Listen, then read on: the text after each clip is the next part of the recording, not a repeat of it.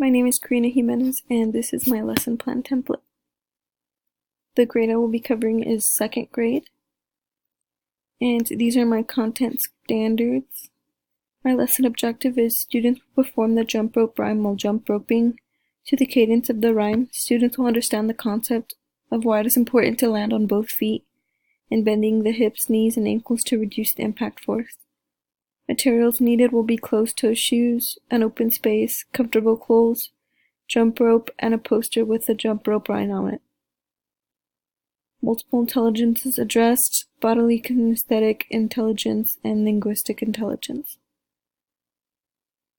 Technology integration, for me, it'll be a speaker and a phone with a download of the jump rope rhyme, and the students will not need anything. Strategies to meet diversified learners: students with physical disabilities. Those who cannot jump can turn a rope for an individual who can, and they will also need to recite the rhyme, or they can just recite the rhyme. Instructional strategies for activating background knowledge is to have students practice jump roping and separately have students sing along to the jump rope rhyme. This is just so that they can get a basis of both things that they're going to be asked to do at the final. Informal assessment: students will watch over the students while they practice the jump rope rhyme. Rationale for decisions: to see what level of explanation is needed for an instructional part of the activity. And then for the instructional input, teachers will have students practice jump roping while singing the jump rope rhyme. This is an activity that will have them practice both together.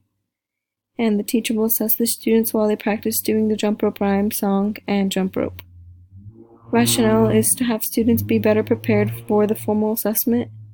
And for closure, so the instructional strategies will be to tell students to grab a rope and get a good amount of open space from each other, about arm length apart, and to tell them they have a 10-second countdown before the music will start, and then they will have to recite the jump rope rhyme out loud while jump roping to the cadence of the song.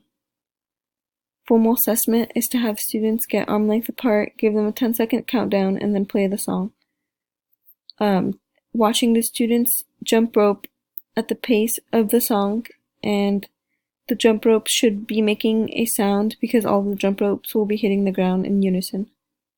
And rationale for decisions: to make sure students can jump a rope repeatedly and demonstrate smooth transition between even beat locomotor skills and uneven beat locomotor skills in response to music or an external beat. And that is the end. Thank you.